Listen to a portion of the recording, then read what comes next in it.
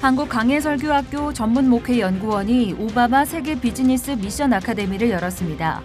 한국교회의 미래 선교 방향성을 모색하기 위해 마련된 이번 강연회에서는 다양한 삶의 영역이 선교의 도구로 활용되는 실제적이고 전문적인 사례와 방법이 공유됐습니다. 미국에서 149년의 역사를 지닌 링컨 템플 유나이티드 교회가 교회 문을 닫게 됐습니다. 링컨 템플 유나이티드 교회는 흑인들의 인권을 대변했던 교회로 최근 미국의 사회경제적 요인이 작용해 성도 수가 크게 줄면서 교회를 폐쇄하게 돼 안타까움을 더하고 있습니다. 북한의 전쟁 고아들을 사랑으로 돌본 폴란드 교사의 감동적인 실제 이야기가 영화로 만들어졌습니다. 추상미 감독 작품으로 선보이는 폴란드로 간 아이들은 오는 31일 개봉을 앞두고 영화 팬들의 관심이 모아지고 있습니다.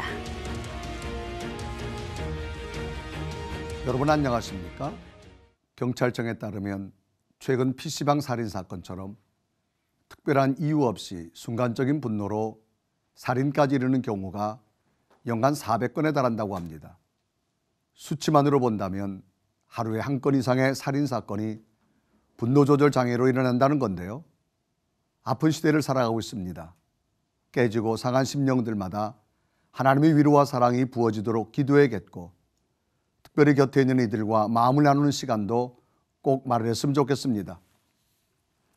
대한민국에는 복음을 전하기 위해 비즈니스를 통해 지역사회를 섬기고 예수님의 사랑을 전하는 교회와 기업, 단체들이 있습니다. 이번에 사회각계에서 활동 중인 비즈니스 전문인 선교사들을 강사로 초청한 오바마 세계 비즈니스 미션 아카데미에서는 한국교회 미래 선교의 방향성을 함께 모색했습니다. 조홍연 기자가 보도합니다. 한국강해설교학교 전문목회연구원이 지난 20일부터 3일간 오바마 세계 비즈니스 미션 아카데미를 열며 비즈니스 도구를 활용해 선교를 꿈꾸는 이들에게 실제 전문인 사역 사례와 방법을 공유했습니다. 세계 선교 비즈니스 미션 아카데미 운영위원장으로 이번 강연회를 진행한 서울 나들목교회 박원영 목사는 이제 선교의 방법을 바꾸고 보완해야 할 때라며 대한민국의 뛰어난 기술과 실력, 지식을 활용해 복음을 전하는 시대에 맞는 선교 전략을 펼쳐야 한다고 강조합니다. 세계는 넓고 우리 대한민국을 선호하는 국가는 세계 최고란 말입니다. 지금 K-팝뿐이 아닌 문화사역, 가수 이거 넘어서서 영화 이거 넘어서서 한국의 기술과 실력, 지식 모든 새마을 운동부터 시작해가지고 지역사회 개발, 건축 어마어마합니다. 그래서 대한민국이 비즈니스와 선교와 복음을 교회와 말씀을 같이 가져가면 그야말로 주님의 재림을 앞당긴다고 봅니다.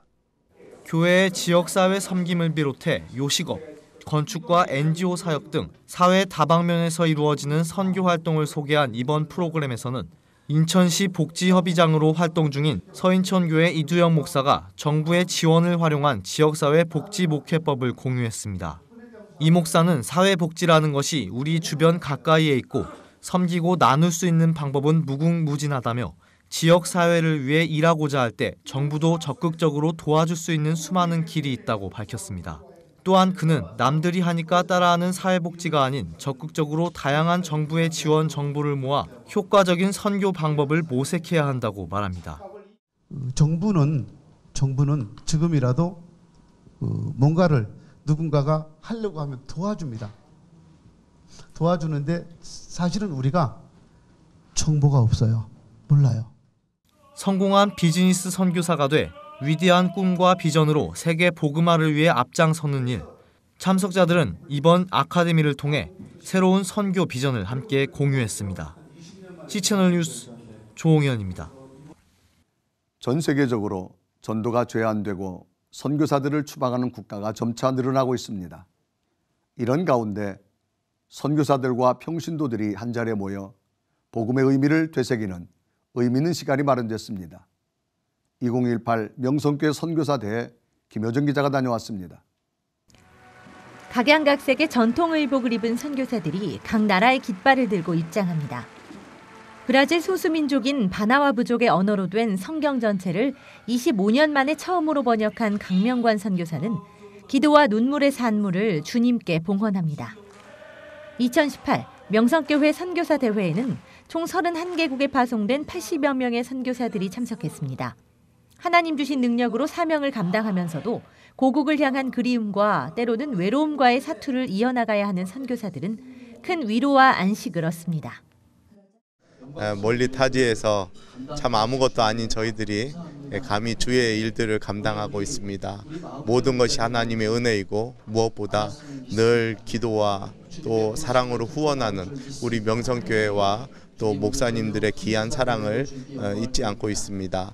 이번 선교 대회를 통해 아무쪼록 다시 한번 우리의 식었던 가슴에 열정이 회복되어지고 새로운 열심이 시작되는 좋은 계기가 될 수 있기를 바랍니다. 너무 감사합니다.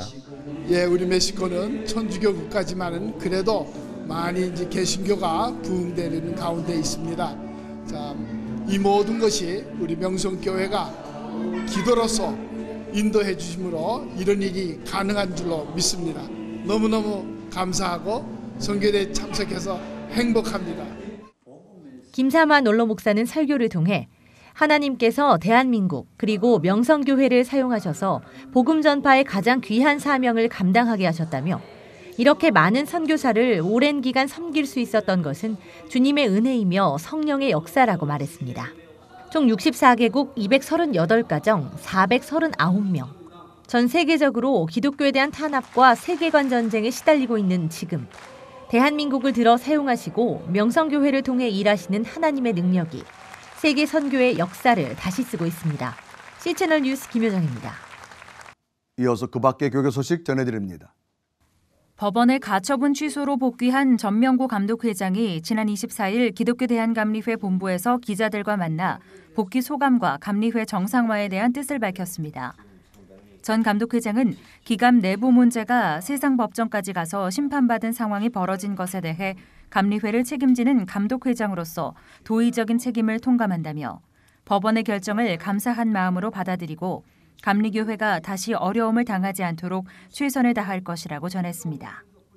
그는 이철 목사의 직무대행직 수행과 관련해 기대와는 다른 방향으로 어긋났다는 느낌이었다며 개인의 판단이나 욕심보다는 감리회의 법과 질서를 조금 더 존중했으면 좋았을 거라는 아쉬움이 있다고 유감을 나타냈습니다.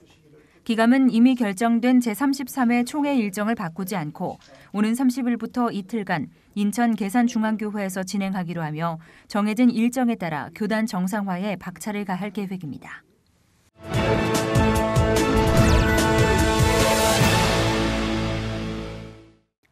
이번엔 나라밖 소식입니다.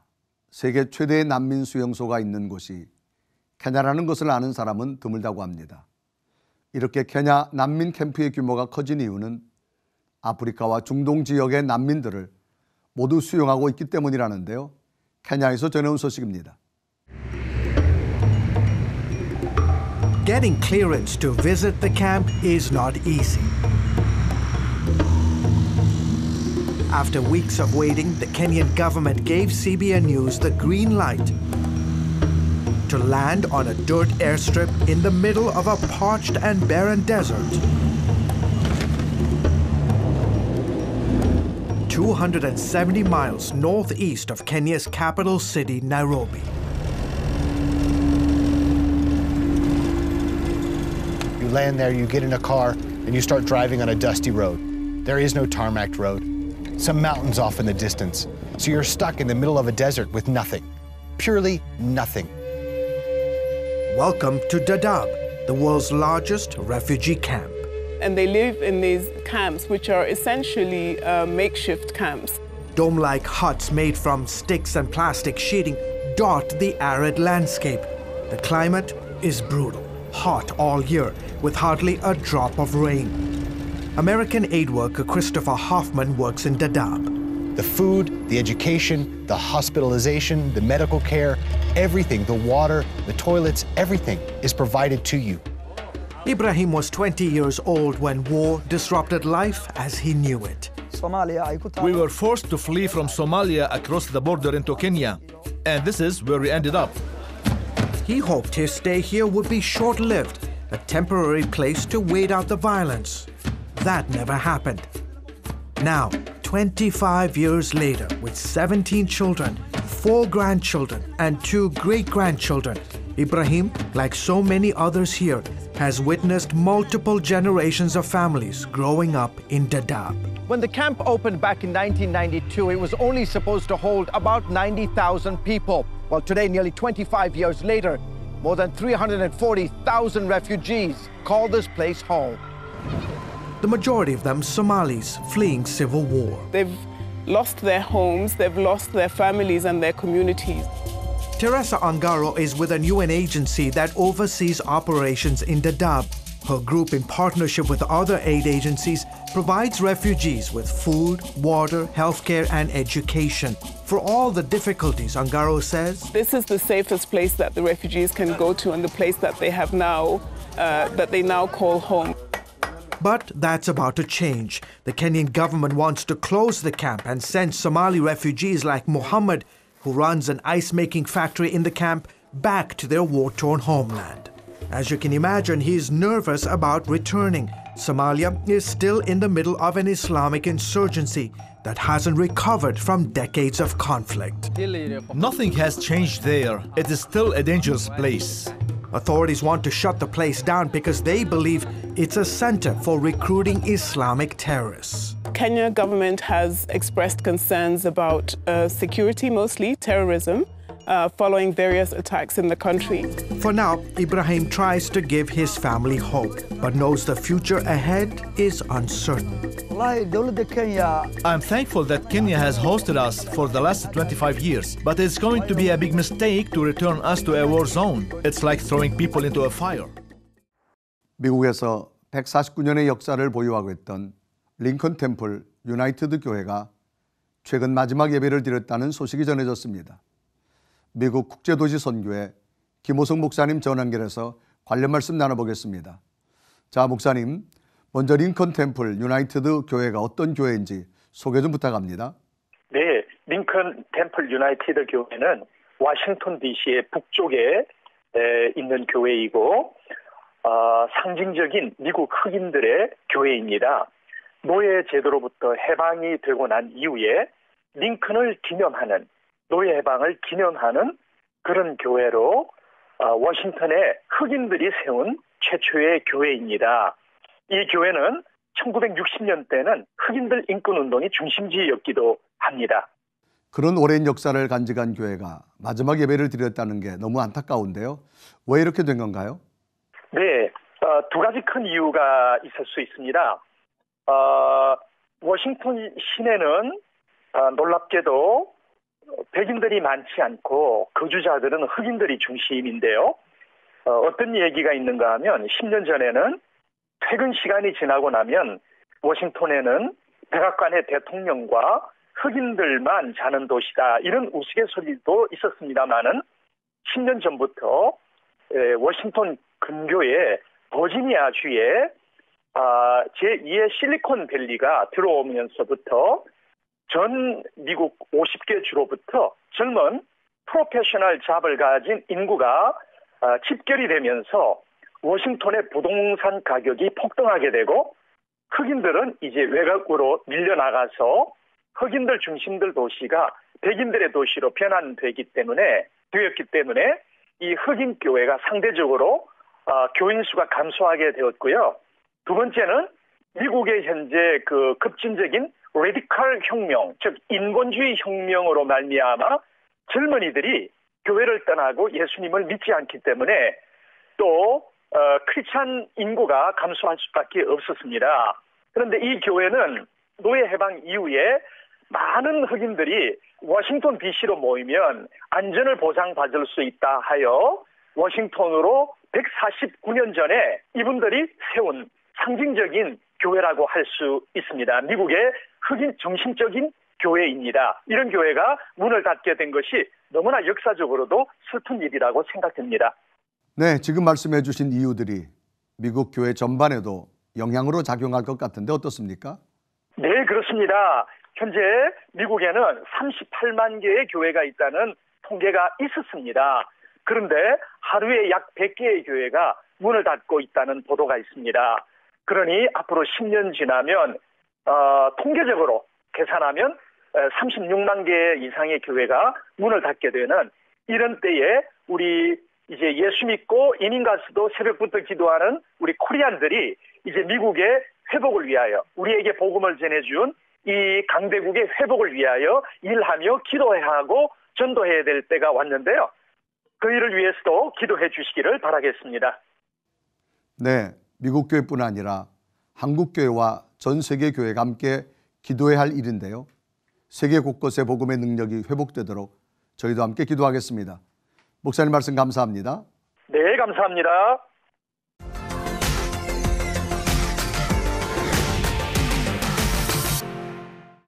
오는 31일에 개봉되는 영화 폴란드로 간 아이들이 벌써부터 많은 사람들에게 관심을 받고 있습니다.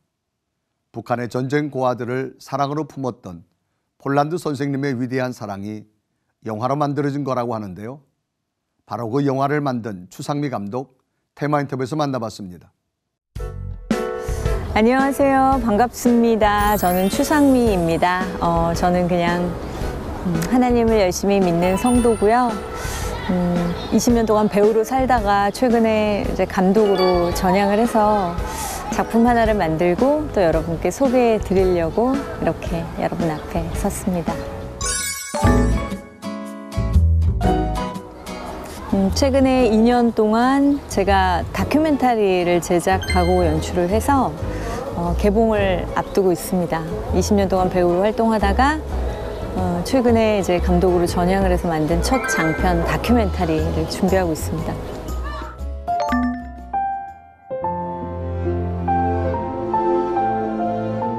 제가 만든 다큐멘터리는 어쩌면 지금 그 어떤 사회적인 이슈와도 굉장히 밀접한 작품인데요. 폴란드로 간 아이들이라는 제목이고요. 그 한국전쟁 직후에 폴란드라는 나라로 위탁 교육을 갔던 북한 전쟁고아들에 관한 스토리예요. 실화 스토리인데 당시에 이제 전쟁고아들은 남한의 전쟁고아들은 미국이나 선진국으로 많이 입양이 돼서 갔고 북한 전쟁고아들은 동유럽의 사회주의 동맹국가들로 뿔뿔이 흩어져서 한 8년에서 10년 정도 교육을 받고 이제 조국으로 돌아가거든요. 특별히 폴란드라는 나라는 유일하게 북한 고아들이 선생님들을 선생님이라고 부르지 않고 엄마, 아빠라고 부른 거예요.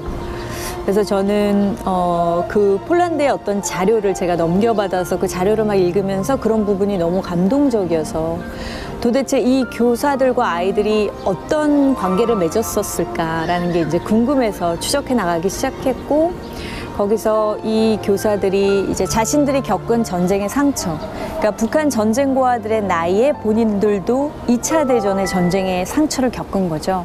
그래서 그 상처가 연결고리가 돼서 폴란드 사람들이 북한의 아이들을 이렇게 내 자식처럼 품은 이야기예요.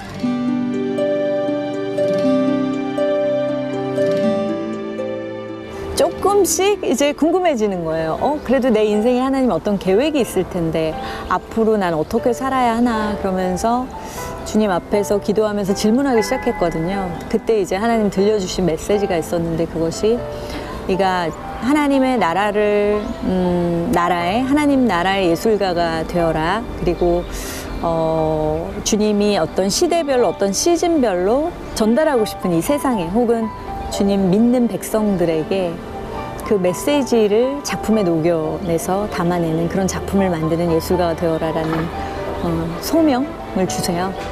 그래서 그때부터 기도를 했어요. 그럼 어떤 작품을 제가 만들면 좋을까요? 그러다가 그 기도드린 지 얼마 안 돼서 아는 지인이 일하는 출판사에 갔다가 이 실화 자료를 받게 됐어요. 그래서 이 여정 자체가 제가 원해서 받은 소재라든지 제가 찾아다니면서 얻은 소재가 아니었고 정말 처음부터 영화 만드는 지금까지 다 하나님이 주장하시고 앞서가시고 친히 만드신 작품이라고 믿어요.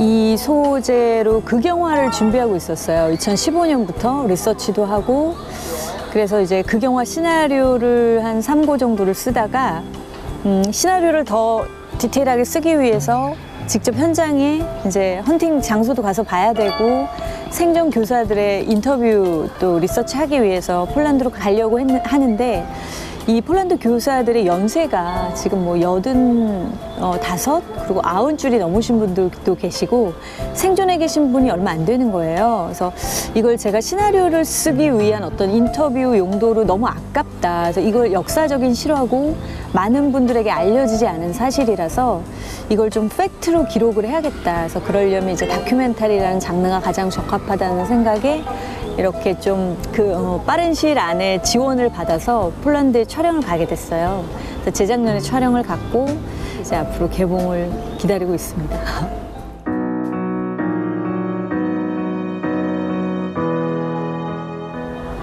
기도 제목은 일단 눈앞에 닥친 좀 다큐멘터리가 글쎄요, 뭐 관객이 많이 들고 흥행이 되고 이걸 떠나서 하나님 뜻대로 사용되었으면 좋겠어요. 네, 그래서 좀 아직도 물론 남북 정상회담이 이루어지고 있긴 하지만 또 일각에서는 굉장히 우려하시는 분들도 있고 이제 어떤 기성세대 어르신들 같은 경우는 전쟁의 상처도 아직 남아 계시고 그렇기 때문에 이 북한을 뭐 정치적인 통일이 빨리 이루어진다고 하더라도 북한 사람들을 품는 그 여정에 있어서는 굉장히 어떤 혼란과 어려움이 있을 거라고 생각이 돼요. 근데 우리 크리스찬들은 하나님 주신 마음이 있잖아요. 네, 그 마음을 가지고 이들을 어떻게 품을 수 있는지에 대한 메시지가 담겨 있는 작품이라 많은 사람들이 그 안에서 하나님이 하시고자 하는 그 보이스를 좀 발견하셨으면 좋겠어요. 영화를 보면서. 예, 그게 계획이고요. 또 앞으로 만들어 가야 하는 또 여러 가지 영화들을 위해서도 많이 기도해 주시고 주님이 주신 그런 소재들로 정말 세상을 바꾸고 이 세상에 주님의 좀 그 복음 통일을 위한 그런 소재들로 영화를 만들 텐데 위해서 좀 많이 축복해 주시고 기도해 주셨으면 좋겠습니다. 네. 다큐멘터리 폴란드로 간 아이들이라는 제목이고요.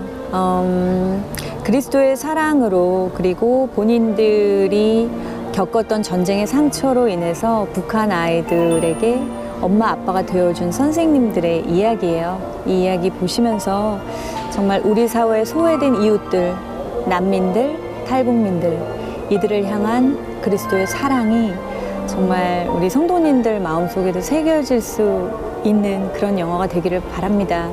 영화 많이 보러 와 주시고요. 기도 많이 해주세요. 감사합니다.